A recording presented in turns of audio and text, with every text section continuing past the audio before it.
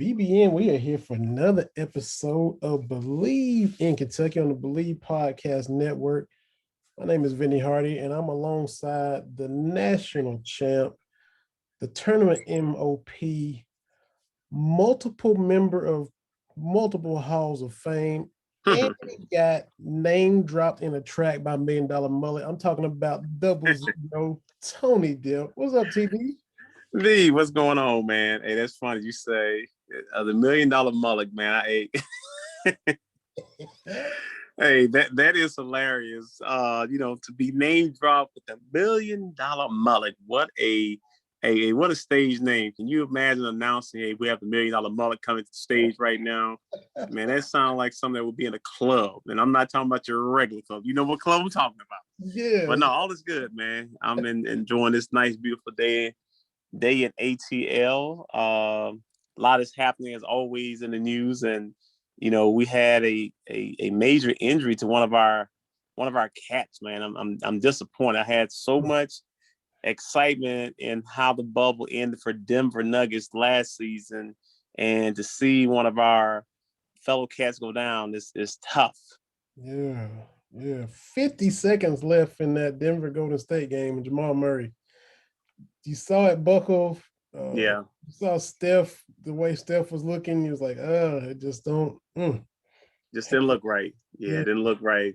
And I think he was coming off, I want to say his other knee. He had missed a few games with a soreness or something with his other knee. So as soon as he gets back, it's almost like, I've had injuries, where you're kind of overcompensating and you cause another injury. And I don't know if it was from that. Sometimes you feel the pressure as a player, and especially when you've gotten paid as much money as he did. We can go back to Grant Hill and so many others that have gotten injured just playing because they felt like, man, they pay me all this money. I have to come back and play. I have to carry the franchise. And, players feel the pressure. But I always tell guys that when you sustain an injury, and I'm not talking about like a little tweaked ankle, but when you've had to have surgery or something major, is no doctor can tell you, they can give you a timetable, but it still has to be your body, because no doctor has had his ACL torn and said, okay, yeah, you're going to come back and play against the best athletes in the world in 6 or 7, 8, 9 months. And you're okay. You're cleared to play. Yeah, I'm cleared to play, but instinctively, it's still going to be a game of feel, how my body feels, my reaction time. I'm thinking about the injury. I'm thinking about how it happened last time. This guy that I'm playing against, I'm just coming off an ACL tear, so he's going to try to go even harder at me. Now, all the money that I got paid, is it justifiable that I'm making 35, 40 million? So a lot of stuff goes to people's head that I don't even think the everyday fan even understand. Exactly. You think this season with the bubble, the way the season ended later, and then it started so quick, you think that short turnaround has anything to do with it? AD is hurt. Kevin Durant been battling lower leg issues. Yeah. Is it they didn't have much of an? I know guys play all year round and they play in the summertime, and you get the Drew League and this and that.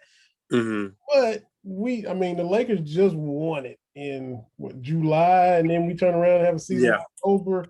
You think that's playing a role in some of these injuries we're seeing this year? Absolutely. I think it played the same role in the National Football League.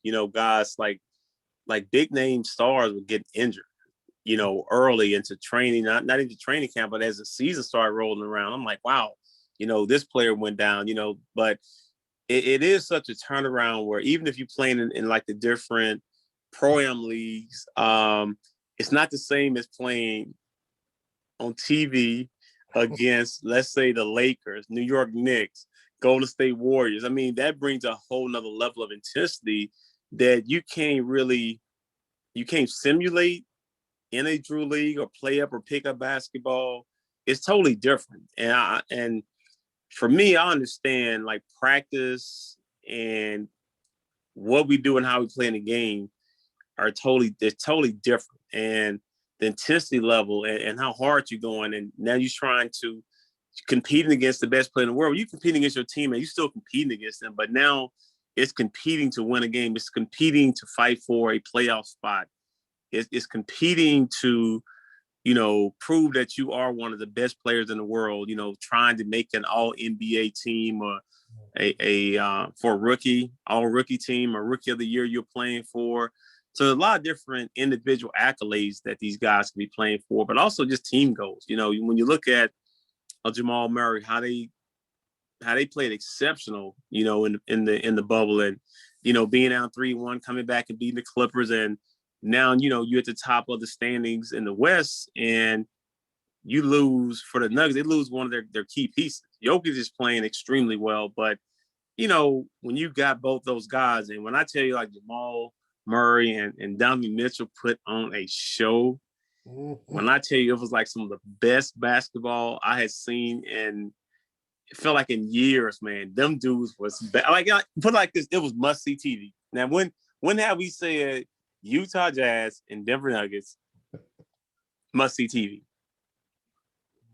Think about it. It's been a long time. We would have to go back to watching Stockton and Malone, which I still wasn't, I was in the league around that time. And even before I came in the league, just wasn't, I just didn't like watching Salt Lake City. I didn't like watching the Jazz play. Just wasn't my brand of basketball. I mean, it was good basketball, but, I wasn't turning on the TV and seeing, okay, Utah Jazz playing Sacramento King or Denver Nuggets. I'd be like, man, let me flip to another game. You know what I'm saying? I want to watch something else. But they made it must-see TV. Those two guys. And for Denver, maybe we were kids. You got Alex English and Kiki Vandeweghe. I think they scored a lot of points, but that was like 80s. I guess, but they were maybe more watchable than the Jazz have ever been. Was it difficult to, everybody knows Denver with the altitude.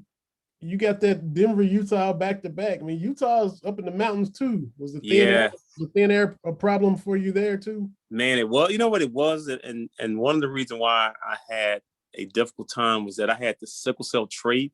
So anytime it's high altitude, your blood cells and is sickling, and the oxygen that's trying to get through all different parts of your body, you're losing some of that. And I always struggle when we played in Denver. Like I can't remember ever having like a really good game to the point where I'm like, man, I would get tired quickly, and maybe two or three trips up the court. I never slept well in Denver. So it was years later, I found out, a few football players and guys that had sickle cell trait, that some of those guys didn't even make the trip to Denver. And I never knew how it was affecting my breathing. My fatigue factor was at an all-time high. And it wasn't like I went out and stayed to 5 or 6 in the morning. I partied all night. I've tried to get my rest, and I never could really catch my breath the way I did in different cities. And years later, I found out it was because of that the altitude, that it affects people who have sickle cell disease and sickle cell trait. And I have the sickle cell trait. I have 2 daughters that have sickle cell disease. So we very seldom go to places that have high altitude. Right. Gotta be careful for sure. You mentioned Utah and John Stockton. I heard Avery Johnson on different podcasts, and they'll ask, was he dirty? And then he was like, it was physical back then. But he also said, if I was to see John Stockton in the grocery store, I'd probably hit him with an elbow before I waved to say hi to him. Yes. So what was Stockton like to you? He was always setting them back screens on the big. See, man. Sneaky dirty. What was it like playing in Stockton? Hey, like I said, if you're in the grocery store, you're gonna run his ass over one of those carts, man, from behind. You know what I'm saying? You know what? This is what you do. You see John Stockton ahead of you. You take your cart and you ram him in the back and let him know how to. And it probably be coming from a big player. It wouldn't even be from the guard, because I would be laughing. It would be like one of your power forwards, like a Charles Barkley, a Buck Williams, somebody that he set notorious back screen on. You can see one of those big men just ramming the cart back into John Stockton and say, hey, I finally got you back, little fella. And he looked all innocent, man. He out there He just did, dishing man. out blows, man. And he might be the guy to pull up, with the minivan, 4 of his kids jump. I'd be like, man, is that John Stockton with the minivan, with the checkered shirt on, and he probably, like, if he was one of today's play, he probably would have some Crocs on. He have his Crocs on, some pants, his glasses on, and be like, man, is he the Uber driver, Right. or what is he? It would be hard to identify him, but just was when I look back, just a really. He played extremely hard. You wouldn't even think that he's the all-time assist leader and steals leader. And I knew about the assists, but I didn't know he was the all-time steals leader. And that's where, you look back at his game and just how he played. He was probably an underrated defender, but really could play defense. He was great at anticipating where the ball was going to go. He was great at digging down on bigs that. A lot of his steals came from, strong side steals. When bigs were trying to go into their package, going into their move, well, John knew that, and he was notorious for leaving this guy and just going and double teaming. And if you go back and watch that, one of those series against Chicago, he doubled him. He doubled and they made him pay for it. Somebody cut back door. Yeah. And that's what you have to do. You have to make a player like that who's really good, has great hands, and a big, from a scout report, knowing, okay, when I put the ball down 1 or 2 dribbles, John Stockton's going to be there. But big was so caught of it, man. I'm trying to get my points. I'm trying to score. They didn't think about it. And he was great at just getting those steals like that. But just looking at, how the game was played in the 90s, it was a much physical game, and not to discredit what this generation, have been doing and is doing. It's an exciting brand. It brings scoring back to a premium where a lot of teams are doing, and it also spaces the court. When we play, man, you got a big, a 4 or 5, and if them dudes went down the court 3 or 4 tripped and touched the ball, they would just stay on the low block. They were like, I'm not leaving. Like, you can't drive. I'm staying here, and throw me the ball. But spacing, player movement, and ball and player movement is what this game is. And, just think about, Steph Curry going for 53 last night. I mean, it's just like, man, that dude might be the greatest shooter ever laced up. Yeah, it's ridiculous. I mean, I forget how many 10 3-pointer games he's had. They flashed it up last night. And I think of all the ones in the league, I think he's got a third of them. Is Steph Curry. Just 10 or more threes in a game, and just looking down the list. I think I did it in high school once, man. I think the most I've had in high school was 12. College was 9. I think NBA like 5 or 6. So, yeah. And I don't think, I was a 3-point shooter, but I wasn't taking 14, 15 threes like you might see a player take now. You might see a guy take 16, 17 threes of all his shots, but one is threes. And, I forget what college player it was a few years ago, like 90 to 95% of his shots were threes. I'm like, man, this dude, he never ran for layups. You know what I'm saying? Like, I try to preach to my kids, go get the layup first. If we got the layup, let's go get the layup. We'll come back, and the three-point line is not going anywhere. I said, but the layup, a good team is going to get back in transition and stop that. But, it's hard to sell something that they're not really seeing on the regular. Yeah, they sure not anymore. They sure don't. And speaking of, you talked about how Stockton, jumped down and would get a lot of his steals on the bigs. Another former Cat, a big, did his thing the other night. Enes Kanter grabbed 30 rebounds and set a Blazers franchise record, man. You know what? I kind of, it's funny too, because I remember when Enes came in, my second year being on Coach Kyle's staff, and got a chance to see him work out with him. And I probably said this on other podcasts, like, I knew he was a pro, and was he going to be eligible to play? I was like, probably not. I'm sure somebody's paid this kid some money, so his eligibility was always going to be in question, and he never played the whole year. But he worked out every day. He practiced with the guys. He actually made. I'm trying to think Josh Harrell. He made him Josh Harrelson. He made him a much better player. Mm-hmm. And when you got to go against Enes Kanter every day, like your game has only room for improvement. Like you can only go up from where you started, and that's kind of how Josh's game was. Where I remember Coach Cal saying something when that season started. It was so funny. He said when Josh Harrison gonna be our center, he said it's gonna be a long season.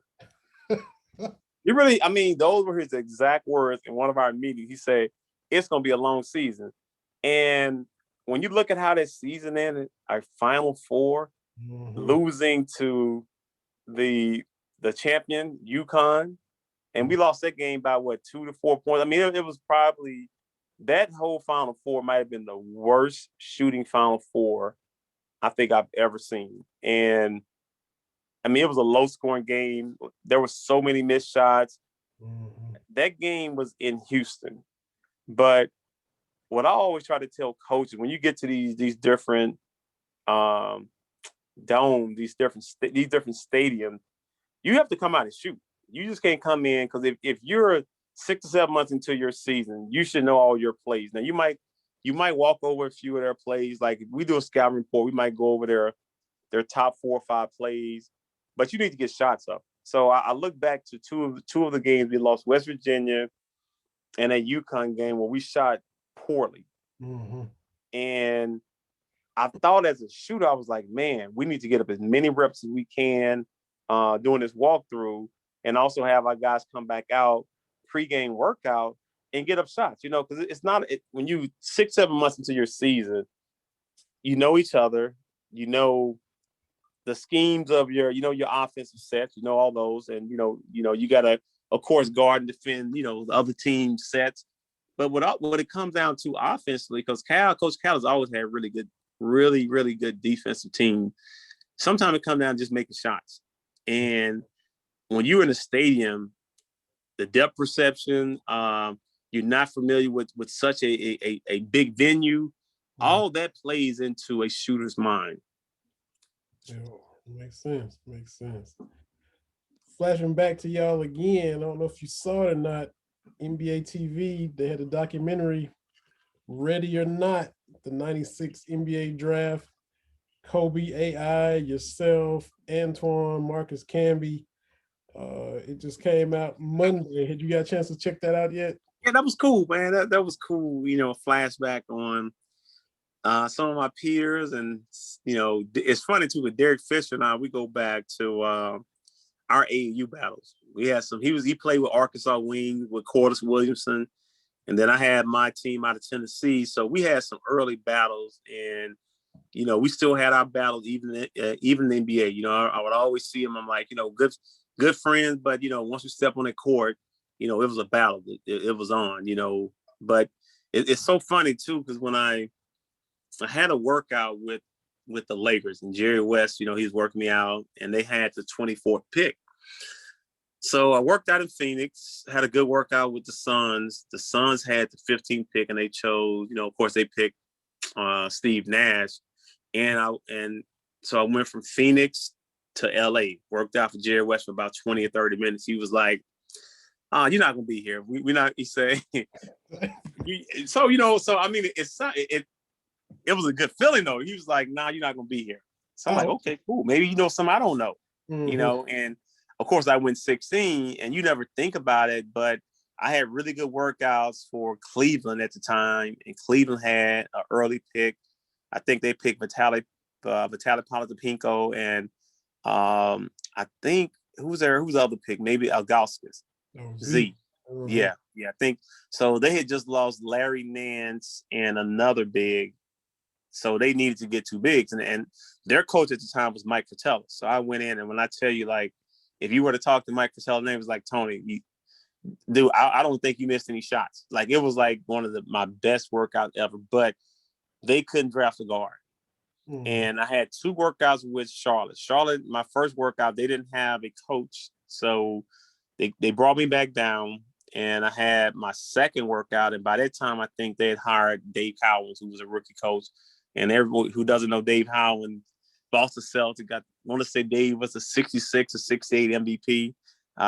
Really good left-handed player. And he might have been from Kentucky. From Covington up in northern Kentucky. Yeah, he's a Kentucky dude. So, but it's so funny with Kobe, because I didn't know who Kobe was. I'm not gonna even lie to you. Even when he got drafted, I still didn't have an inkling of who that guy was. He was a high school player. Every year there's always a top high school kid. And even in '95, when Kevin Garnett came, I was like, oh, it's a pretty good high school kid. So you don't put a whole lot of stock in a high school kid. And, so it's so funny now. Everybody was like, yeah, I knew he was going to be great. And this, that, come on, man, stop that. That's what kills me about so many either players or coaches. And I'm not going to be one of those people to be like, I knew Kobe was going to be great. I never saw Kobe play one game in high school. I didn't see a highlight of Kobe until maybe draft night. That was it. Didn't know who Kobe Bryant was. And to be honest with you, really wasn't even concerned about Kobe. I was concerned about, the players who I came out with were Antoine, Walter McCarty, and Mark Pope. Those are the only four guys I was concerned with, that all of us got drafted, and we did.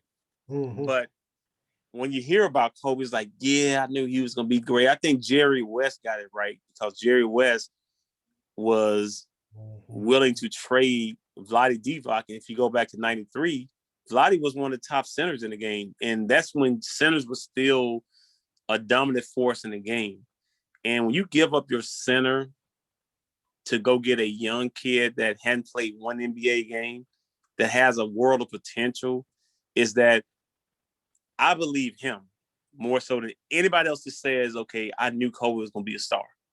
You can't, you can't determine how many high school players come out just been okay, been average, been good. That we can say, okay. And you get that one in a generation player. But in that draft, that you got to think about, that was, to me, the best draft, the deepest draft that happened. But when you say, 10, 15 years, we all can say hindsight is 2020, because, if you go back, Kobe probably would be the number one draft pick instead of AI. If you had to choose today's game and just their body of work, Kobe would be probably your first draft pick. Yeah. And then maybe AI, or Steve Nash would have been 15. Steve Nash would have been he'd been top 5. He'd been a lottery pick. Mm-hmm. So yeah, we always can go back and say hindsight is 2020, but it still has to take place. It's still, when you draft a player, you don't know what his potential is. You don't know what's going to happen what if he gets injured? He could be a Greg Oden. How great could Greg Oden have been? How great could Sam Bowie have been if he didn't have him, if he didn't break his leg a few times? Mm-hmm. And people said, well, they should have drafted Michael Jordan instead of, I'm not so sure, because the game was about the big players back then. And they had already. They had Clyde Drexler, man, and Clyde's my dude. I love talking to Clyde. Clyde is a really good dude, and it's so fun to be having a conversation, because in Clyde's mind, he's better than Michael Jordan. I'm like, Clyde, I like you, man. You my dude, but hey, man, you had your chance against Michael. You know what I'm saying? You had your chance, hey, to get your chip against Mike, and it didn't happen. So it's like what can we say here? It's like when Paul Pierce tried to say he was better than D Wade on ESPN before he and Jalen Rose shut that down quick. Hey man, hey, we know this. Pete Pierce lives in his own world, man. Pete Pierce is doing his own thing in life, man. He said what's on his mind, and he do what he wants to do. So yeah, Jalen Rose, he shut that down real fast. It was like, yeah, but you know what? You might be right, man. You know what I'm saying? It's almost to the point where you got to concede to being wrong, and it's hard for a competitor, someone that played against him on a nightly basis. It's hard for you to say, man, that dude better than me, and it's just our ego.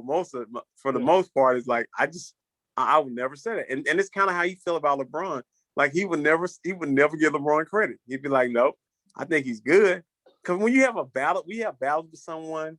It's almost like in boxing, like Muhammad Ali and Joe Frazier, and I think as you get older, you don't care about it as much, because it's like, hey, man, we're in our 70s and 80s right now. Well, we're gonna go out here and play another game one-on-one against each other. No, you're not. But when you're still in your 30s and 40s, you still have the competitive juices. Like, man, we could have killed y'all, or man, I felt like I was better than you. I just didn't get the opportunity. We're still thinking that, but in time, it moves on. You'd be like, man, I can care less. Yeah, you was the better player, but it comes to a point where you're older and it happens. Mm-hmm. Speaking of, I got to go back to where you're talking about AAU, the guys that do the Wizards podcast, Bleav in Wizards. Matt Baderno does it with Larry Hughes. He was asking Larry about some of the AAU stuff, and he was asking, did you play against some of those stacked AAU teams where they would fly KG and Paul Pierce into a different place? Because he's from the same area as you. Right. And he was reminiscing about some of those battles. And the thing that was funny, though, he said that it was Shay Cotton was there. You remember Shay? Remember Shay Cotton? Shay was a bad boy. He said where they were eating at and staying was like a little walk from the gym. He said Shay would always show up in those jump sole strength shoes. You remember them shoes with half a sole that would keep the back of your foot off the ground where you have your vertical. He said Shay would always have jump soles on, and he would never walk with the group to the gym. He'd always run his jump soles when it was time to go to the gym. Oh my God. So I was just picturing that, man. That was crazy. He was already a man among boys, and he got them. He was, man. And he that's what I'm saying. Like, you never know how a player is going to turn out. You know what I'm saying? Because Shay was like one of the top players in the country for a few years. I mean, everybody recruited Shay, man. Shay was like a big time athlete, but what usually happens, and I tell parents this right now, even as their kids get to a certain level, you're being recruited, is you have to go where the style of play is similar to your game, or it allows you to play your game. Because you can't go somewhere where you're an up-tempo player, you play a certain way, and then you go to somewhere where the coach is calling every play out down the court. Let's run this set. Let's run this set. You get out of transition, you'll slow it down. And most guys don't sign up for that. They sign up seeing the name. I tell players and kids, I say, what you need to do is you need to just watch that team play, which we're in the highlight generation. They only want to watch highlights. I said, no, you have to watch the game to understand and kind of see where do you fit in at. Like, what's your role? Oh, this is what I do well. I think I'm going to be, that's going to be a good situation for me to be in. But if you don't really fit in and you can't put yourself and see yourself doing certain things, to me, it don't make sense. I mean, like now you're evaluating the school, seeing it like they come and recruit players. And, so even as, you look at the transfer portal, like, some of those coaches might be reaching out to some of these players. I don't know if they are or not, but you still gotta, once you put your name in that portal, it's the same thing that I tell players, where you going? If you're already successful, you're doing well. I talked to one kid who's in the transfer portal, and he was like, I just want to go play against better competition. I want to get to the NCAA tournament. And was averaging 20 points, 4 rebounds, 3 assists. And I told him, I said, you're playing. You're getting a chance to shine. No one cares if you went to North Carolina, Duke. I say, but when a scout come and watch you, I say, they know if you can play on that level or not. And I've said this before in other podcasts. When you come to a practice, an NBA practice, we know within a couple of hours, a couple of minutes, couple of hours, if you're an NBA player. It don't take us long. Like we're not delusional like parents are with their kids. Little Johnny is so good. Little Johnny is good in everything. You know what I'm saying? Like, how's it? Oh, he's like the best soccer player. Oh, he's a hell of a baseball player. Yeah. Like, damn, your son is good in everything, right? So that's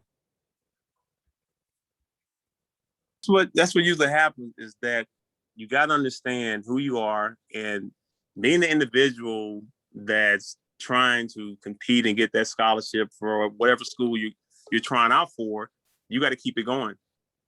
Exactly. And this transfer portal is hot. So I gotta talk about who the outgoing first, and I get to the ingoing real quick. But we wished him well last week, Devin Askew, and he has landed in Austin. He transferred to Texas. And he's gonna be with Chris Beard. So and I'm just gonna read the clip. I saw it on the Cat's Paws. Let's see. Well, shoot, I have to find it. But yeah, he was complimentary and talked about how Coach Beard's system fits his game. And I'm gonna find the quote here in a minute because I want to see exactly what you think about it. I gotta just get your thoughts on it real quick. Let me find that. Oh yeah. So he says it fits his game.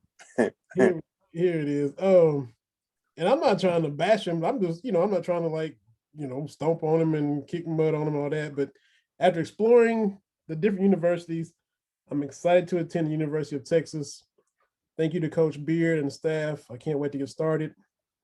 So I chose Texas because Coach Beard and his coaching staff are completely invested into their players and player development. They have also watched film of my game and see that my playing style and abilities will thrive in their program. Now, I will bring passion, skill, a team first attitude, and a dedication to work hard. I don't know the tone of how he said it, but they're fully invested in players and player development. Is that a little bit of a shot? Of course, that's a slap. That's a slap at Coach Cal and his staff, man. That they didn't develop him. You know what I'm saying? Like, and some of that, I don't know, because like I said, I'm not on this staff. But your game was not good. How about that? Ask you. You had a real high school game that didn't quite work on the collegiate level like you thought it was. So maybe if you'd have stayed in high school for another year, gotten better, and then made that jump, he probably would have been okay. He wasn't ready. He wasn't ready for college basketball. Coach Cal gave him more than ample opportunities to get on the court, to play, and to play minutes. Coach Cal ain't got nothing to do with your decision making, because you were a horrible decision maker. Your shot selection and you making shots, you wasn't making shots. So I guess that's Cal's fault too. Now let's stop blaming Coach Cal for when a guy really is not that good of a player at the end of the day. Because I don't care what publication, I don't care what scouting service, gave you a 5, 4, 5, 5-star if you were a 5-star player, is that publication was wrong. Because now, how did your game transfer to the next level? It didn't look good. So when you can't run the right, you can't make plays and make the game easy for your teammates, and you're a point guard, whether it's the system or not, sometimes it's the player. And I haven't heard the player say, you know what, maybe I wasn't as good as I thought I was, and maybe the program that I went to, it was too much exposure, too much pressure on me.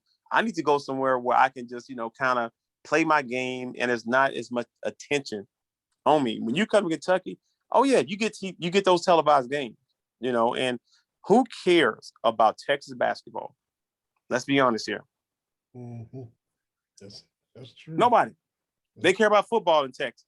They care about the Dallas Cowboys, Texas, University of Texas football, and Texas A&M. They have a really good fan base.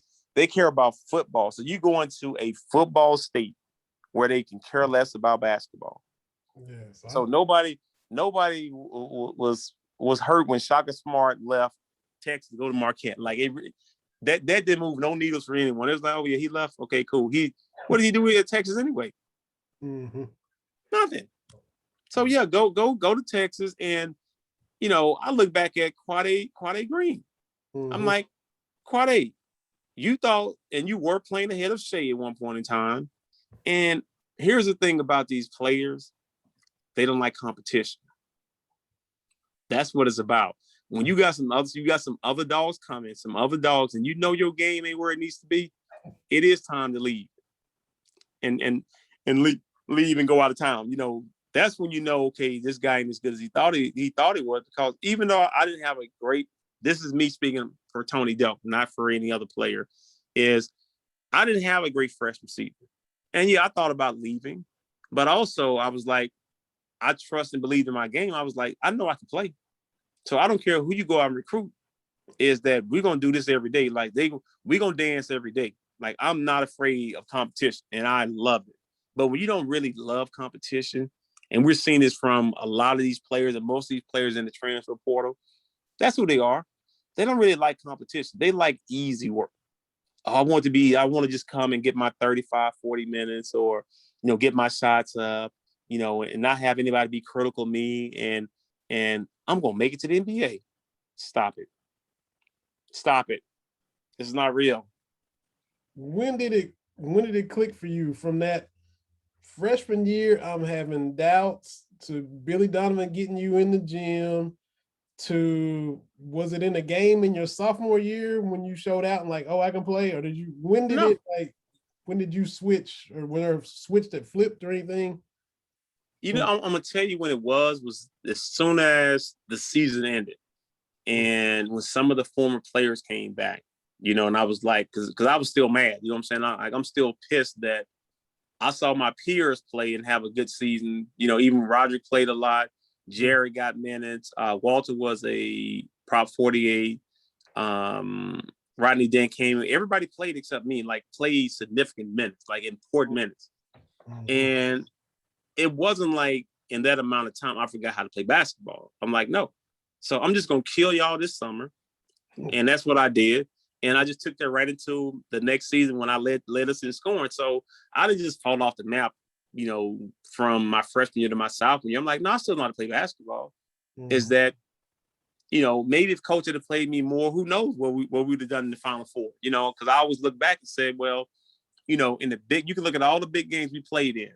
Like, I didn't disappear in no big games. Like, big games, I played. I didn't foul out no games other than that bogus UCLA game in '95. We were playing the first ever John Wooden Classic. I got some of the worst foul called in my life. I was like, man, they didn't want me to play in that game. But when it came to NCAA tournament game, I played. Yeah. I played. You can't say Tony Delk disappeared in no NCAA tournament game. Didn't happen. I came to perform. And if you look at, the game, the 6 games we played in, when we won the championship going back to 95 and 90, 93, 94 season, I mean, I put up numbers. But in between my freshman and sophomore, now I had to, a lot of it was working and I don't even tell people it was like bringing my confidence never left me. I'm like, dude, I know what I'm doing at practice every day. Now, it might not be what coach wanted from me at that time, because it might have taken away some of the shots from Mass. Because you got myself as a shot maker, one of the leading scorers that's coming out of high school. Roger Rose, who was like the number 2-3 player in the country. Rodney Dent was like the top JUCO player. Jared might have been Mr. Basketball for West Virginia. Like, we all came in with something. But Mass was the face of Kentucky at the time. So if I'm getting my shots up, Roger getting his shots up, there's not going to be a whole lot of shots for Mass. So one of us had to take a seat. And it just happened to be me. Yeah. So, yeah, I was pissed when I came back. I was like, okay, cool. So even when I played in the summertime, I'm like, I'm not passing the ball. For what? Like, I can play. I know how to score too. You ain't like, it was fun. It was one game in the summertime. And I remember Travis Ford, we were playing, and it was just Travis taking a shot, Mash taking a shot. Trav come down, take a shot, Mash take a shot. And I'm like, I'm on their team. I'm like, hold on, man. Dude, I walked off the court. I'm like, I'm not playing with y'all. But that's just how competitive I am, though. I'm just not going to be out there and I'm playing hard and playing good defense, and you come down and take a shot and y'all playing 2-man basketball. No, dude, you got the wrong dude. I mean, Mash was good, but I knew what I was doing on the court too. I'm not backing away from no guy when it comes to what I did at Kentucky. I put my stats against anyone in my 3 years there. Yeah. Speaking of that, looks like Iona and Kentucky gonna have a game coming up Oh, At one point, it was a message board, or Iona tweeted it out. We're looking forward to playing Kentucky. So looking like probably a neutral site game in New York or something at some point. So Cal and Coach P will go at it here again. Well, Coach Cal has been dragging Coach P, so I guess it'd be another beatdown. I think what Coach Cal is like, 9? He was like 9-1, and 8-1, and 8-2 against Coach P. Man, he always had. Coach had some good teams, man. Coach Cal has some really good teams. I can't even lie. And I think the year they won, it was always a close game. You know what I'm saying? But when sometimes coaches have your number, and Coach Cal had his number, especially at Kentucky. Yeah, sure did. I saw this too. I gotta just flip it to football real quick. I saw Alvin Kamara was on with Shannon Sharp, and he said he still hasn't spent any of his football money, like rookie contract and second contract money. And Shannon was like, "You ain't bought nothing." He said, "You ain't bought your mom a house." He said, "My mom so indecisive about where she wants to live, just renting her house right now." He said, "I haven't spent any money from either one of my contracts." Shannon said, "What about them grills you wear?" He said, "One of them was just like $300 when he was at Alabama." Mm-hmm. He did spend some money on one, but as far as he said, "I live simple, man." And Shannon was like, "Wow." So you've seen people from different eras, their career, when and not have as much money put back as they should have from before you, during you, still happening today. So I just this second contract Kamara signs, 4 years, $75 million. He said, "I haven't spent any of that yet," and he signed it last year. You know what, man? It's kind of hard to believe that, not to say that he's untruthful, but we all know this. You can't take it with you, so you better enjoy it while you can, because anything in football money, I don't even. It's so fickle, and when it's not really, really guaranteed, because even you look at the deal that Patrick Mahomes signed, he already restructured his contract. Like, I'm like, dude, you telling me y'all just gave me $500 million, and now I'm restructuring my contract so we can. So how much real money is in a contract, other than your signing bonus or some of your money is guaranteed? It's not really fully guaranteed like that. Like, if they had given Patrick Mahomes the contract of a 10-year, $500 million, fully guaranteed, like what they did with Kirk. You know what, man? Kirk Cousins, I don't know who his agent is. He has been the best businessman when it comes to contracts in the NFL.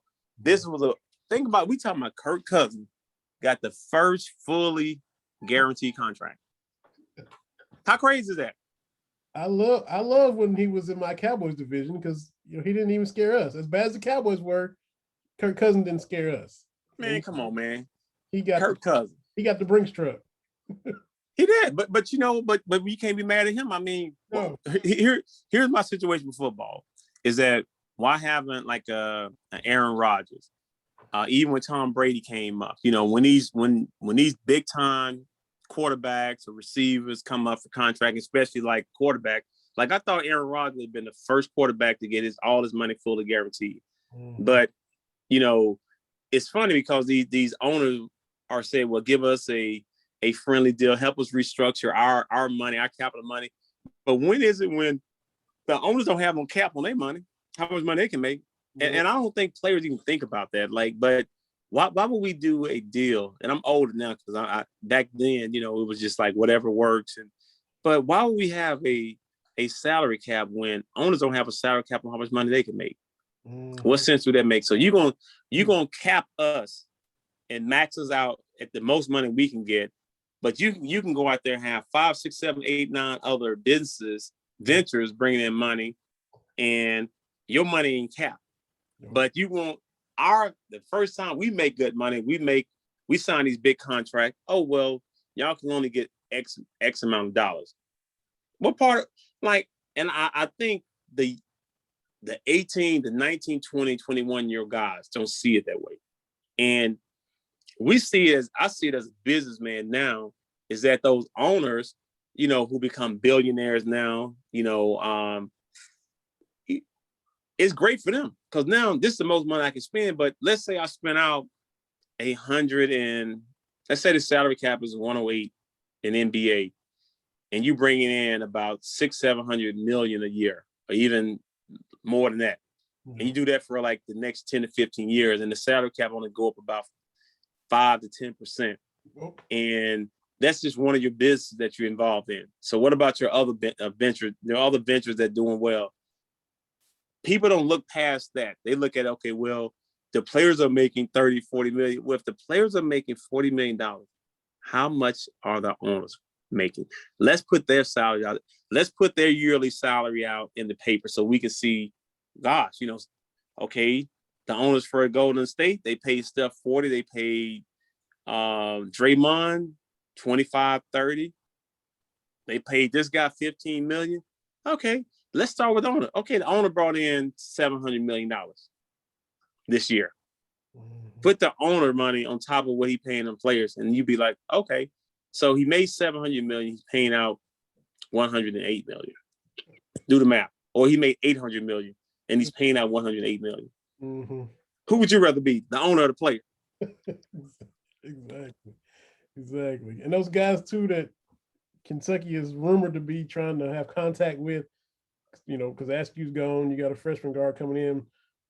Rumors that they reached out to Marcus Carr from Minnesota, Adam Miller for Illinois, Rocket Watts from Michigan State, and Bryce Hamilton for UNLV. Now, I don't know if any of them are coming, but there's supposedly been contact between Kentucky and all four of those guys at the guard spot. So where's I'm seeing where's Trey Locke going?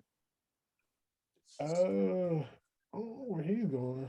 Can you transfer in the same? Can you transfer in the same conference and not have to sit out?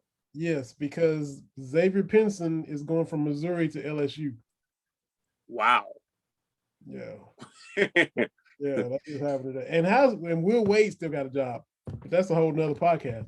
Oh man, no. We really, yeah. That is. You're right about that. I mean, Sean Miller finally got the boot, but Will Wade's still around, man. Will Wade's still in there. But hey, Will Wade might have some mafia ties, man. Will Wade is like, I don't want your attorney. I'm not talking to your attorney. I'm not talking to the president. Man, he became mafiosi. I'm like, man, okay, that's how you really feel? Yeah, there's something going on in Baton Rouge. I'm just saying. Were you the sad news DMX passed away? Were you a big DMX huge fan? Guy? You a fan of DMX? Huge fan, man. I mean, when I tell you, like, probably a couple of years ago, just, all the time. I mean, I'm always listening to music. I mean, he's like he could have been one of the best motivational speakers. He has some deliveries from these prayers that he be delivering, man. It makes you think, man, like, wow, and it's so funny. Like we these artists that have, such great music, and some of it is about their life, and, and just hearing Swiss Beats and some of the people talk about, how he never was concerned about himself. Like he was always trying to make everybody else happy. Mm-hmm. And the person should have been making the happy should have been himself, but he didn't care. He was like, man, as long as I see my kids, my family, my friends, everybody is benefiting. But it's so much pressure that he put on himself, and eventually that leads to certain things. And, we don't condone alcohol and drug abuse, but, there are a lot of things that happen in people's life that we don't have, that we don't know about. We see them at concerts and interviews and happy and smiling, but go home and they could be in a miserable life, man. Yeah. So was a huge fan of DMX, condolences to his family, his friends, just put out some great music, some music that make you, when I listen to it, I mean, just the lyrics is different from what I'm hearing from some of these young artists right now. Yeah, for sure. Gotta give some love to Kentucky volleyball. They're number 2 overall seed in the NCAA tournament, and they start their play tomorrow to get the winner of Illinois State and somebody else. So they're the number 2 overall seed, won the SEC for the 4th straight year, and trying to get to that Final Four for the first time. So hopefully they can. All right, good luck. Wishing our Lady Cats well, then good luck to our Lady Cats. For sure. And I gotta give a shout out to a brother, Keith Clark. He is in Lexington, but he's about to move south to where it's warm. I think down Florida way. He's about to retire. He makes some really good beef jerky and some candy bacon. I don't know if you're a beef jerky guy or not, but Keith is doing the thing, man. It's really good. So he's a big. I'm gonna leave it up to you, man. I'm gonna let you have the beef jerky. I eat enough for both of us, man. There's some good stuff going on for sure. I think that was every little thing too. Yeah, we hit all the big stuff, man. So yeah, the throwback AAU condolences and speedy recovery to Jamal Murray. Shout out to Highlands and the boys, the Highlands Bluebirds, Blue Jays. That's where Jalen Renzen went to school. They won the boys state tournament for the Kentucky team. That's what's up. And Sacred Heart, private school out of Louisville, won the girls Sweet 16 tournament. So congratulations to. Yeah. Still doing a pandemic. So yeah, much love to them. Absolutely. Well, man, TD, appreciate you as always. And I give props to Lotta Rain because look, you've been in the fold for a long time. Yeah, man. Get yourself a great timepiece. Just for regular folks, they have a whole variety of watches. Then y'all just went and just dropped everybody's jaws with the 25th anniversary commemorative national championship edition. So that's out there as well. So y'all, let's make it happen. Let's go out and support Lotta Rain, who is have a great timepiece and have done a lot for so many people. And I'm happy to do business with them. I'm excited about what we're doing, what we're going to continue to keep doing in the future. Absolutely. And y'all definitely check them out. Check out this episode. It'll be up on A Sea of Blue and, of course, Bleav.com. And this has been presented by Bet Online. So, TD, legend, man, have another good evening. And all right, brother. Deuces. Everybody take care. This has been another episode of Bleav in Kentucky, presented by Bet Online.